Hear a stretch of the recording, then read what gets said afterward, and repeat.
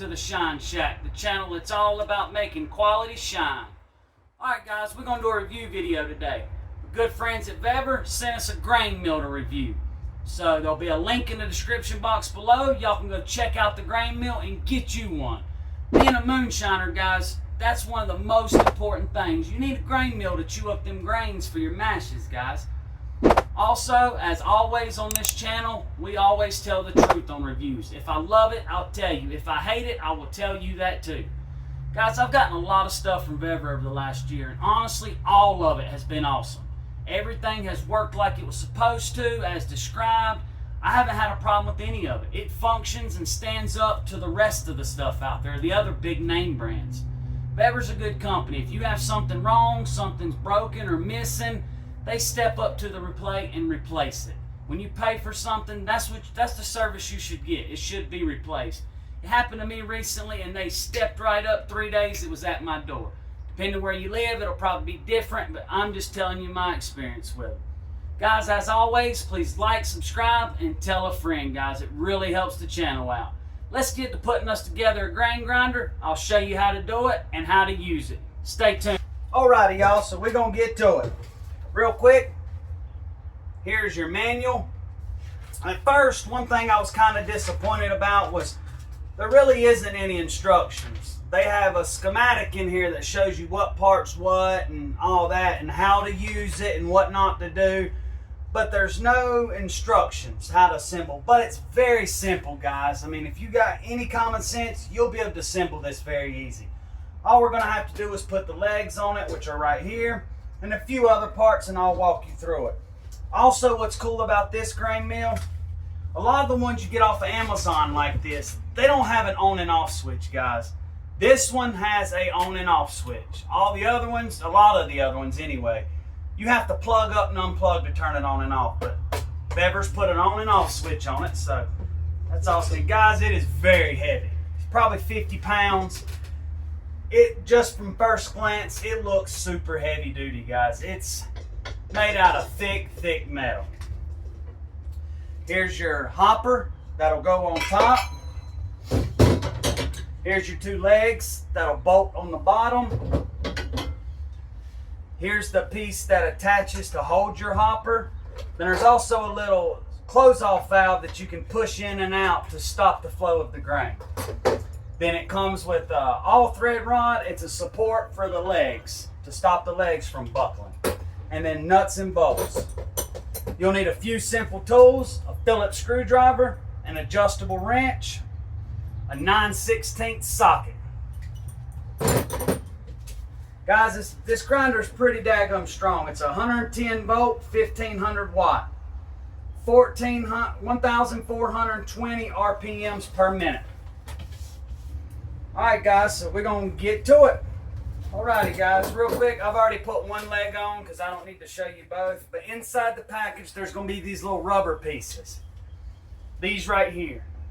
And what they do is they slide on the feet. They go on the bottom of the feet. You'll have 4 of them. Alright, now we're going to bolt the legs on. The legs, you got an indention side and then you got the round side. You want it facing out like that. There's 2 bolts. You'll have 4 matching bolts with a nut. You stick it on the bottom like that and put your bolts through.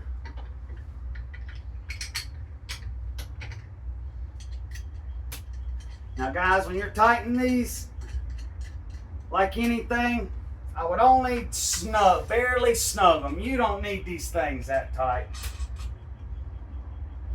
You don't have to like wrench them down. We got our socket and our adjustable wrench.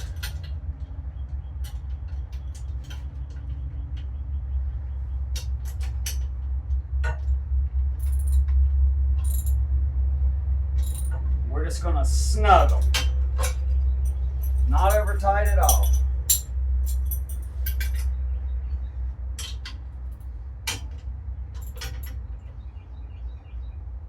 That's perfect. Alrighty guys, now that we got the legs on, next we're going to put the brace. You get an all thread in your box with 4 nuts There's holes right here. This is just to stop the legs from buckling because it is heavy. Now, these are my own washers. It didn't come with washers, and you probably don't need washers, but I have them, so I'm going to use them anyway.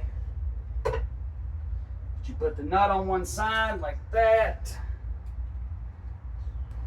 Alright guys, so we got one nut out here on the outside, and then we're going to screw the other nut on for the inside. So that leg, it makes it to where that leg is stationary. The leg won't be able to go in or it won't be able to go out.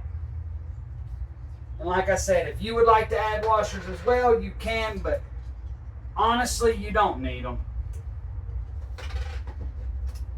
Now we're going to go ahead and start the other inside nut.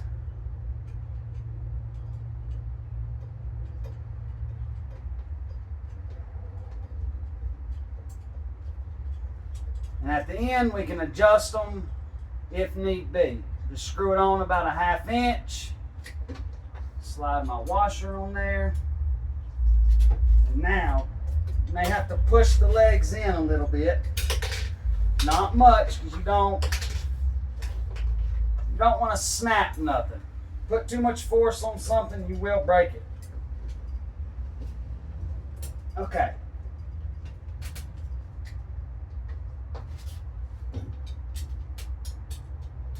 Alright guys, but once you get that started, you don't need it tight.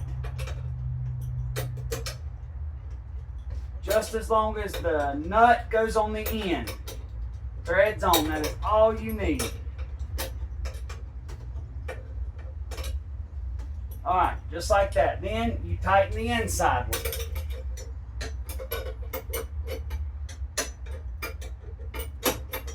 Just like that.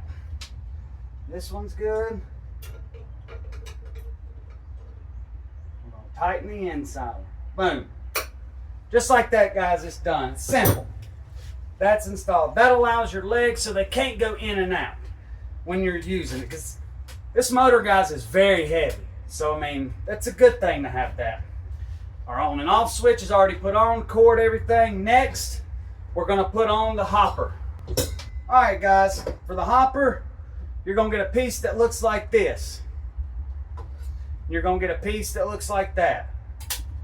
That you can put to the side for a moment, and then you'll have 2 screws with a Phillips screwdriver on the top.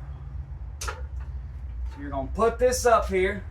You're going to put your 2 screws in. We'll tighten it down.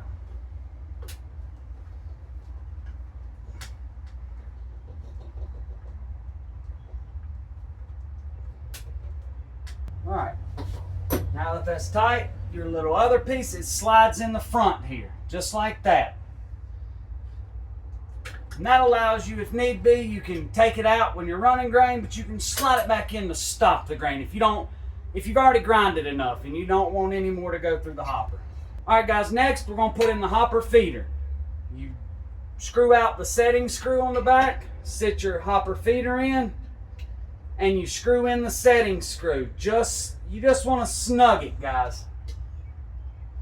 Just like that. That just needs to be where it won't fall off. That's it. Alright guys, with this grinder you get 2 sets of grinding wheels. One set is for grinding soybeans and like wet rice, wet soybeans. This set right here is for grinding your grains. You have 2 of them. To change them out, this one, you'll unscrew this, pull off the washer, and then swap out your grinding disc. This rough side goes facing out. So we'll put it back on, put our washer on, and then tighten it back. Just got to hand tighten it.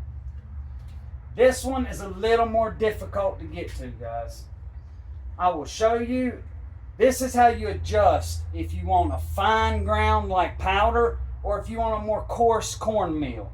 You twist this knob. But to get these blades off, if you twist this towards fine and keep twisting,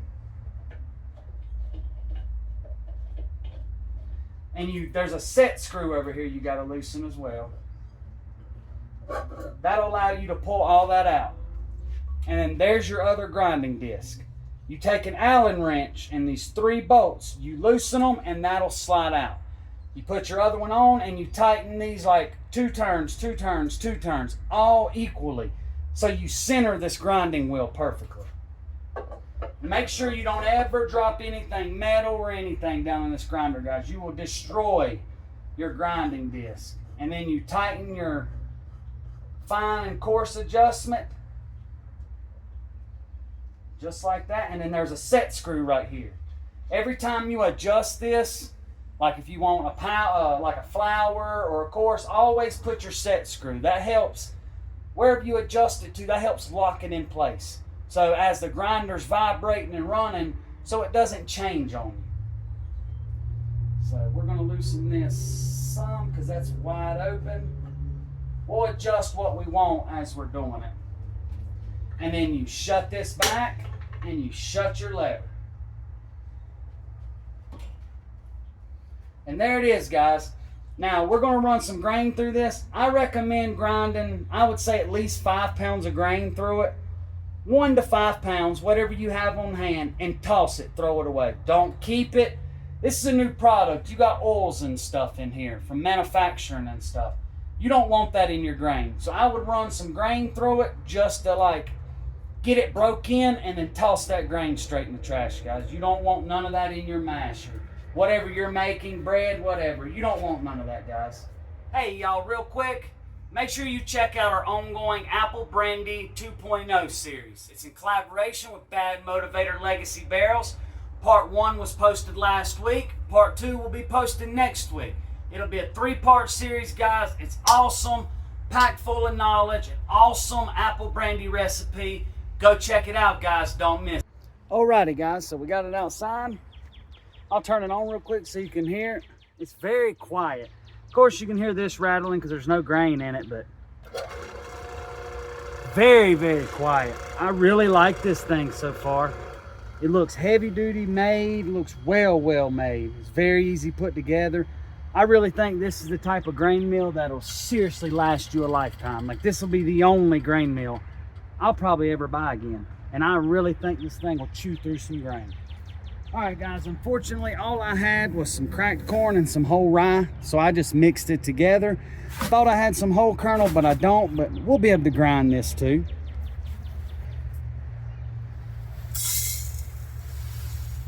So I'm gonna run, this is probably about 4 or 5 pounds. A 5-gallon bucket fits under it nicely. So all your grain, I mean, it fits perfectly. As we do that,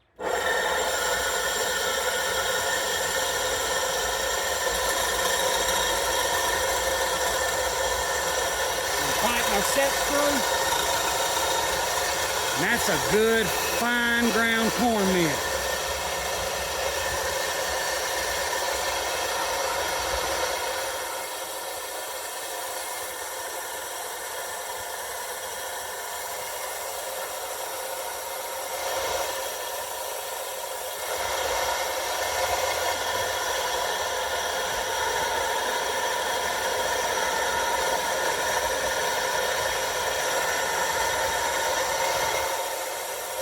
That's the perfect consistency for an all grain mash.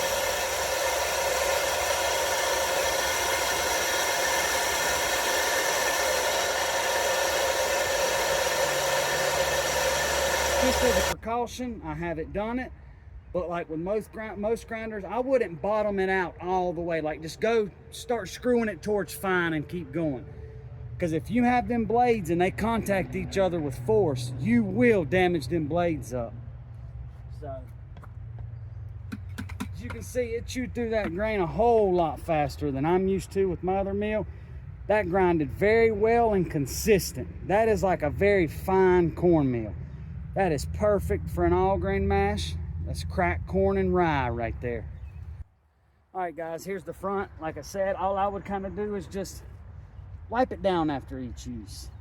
But as I was adjusting, this is what I was adjusting. You unscrew the set screw. To the left is for fine, to the right is for like a more coarse. And then you screw your set screw back in. That locks it in place. Now as we open it, we just do that and we fold it open. There's still a little grain left in there, but all I would do would be wipe it out each time. Hey y'all, so we just got done cleaning all the dust out of the grinder. As I said outside, I wouldn't go spraying that thing with water. That is an electric motor, so I wouldn't go doing that. Just blow it off with a light air hose or wipe it with a rag and then put it up till next time. A little dust on it's not going to hurt anything. But guys, that thing is built super well, super heavy duty. Whether you're going to use it to make liquor or whether you're going to use it to make mesa or whatever, I do highly recommend this grain mill. It's very heavy duty, it's very quiet, very low on vibration. It chews through the grain. You got a high adjustability. You can go down to a real fine powder dust. You can go to a real coarse, like a large cracked corn. You know, it's very versatile. Then you got another set of grinding discs where you can grind wet rice to make sake and stuff. I mean, it's a wide range of things you can do with it, guys. I give it the Shine Shack stamp of approval. So, as always, until next time, guys, thank you for stopping by. Shine on.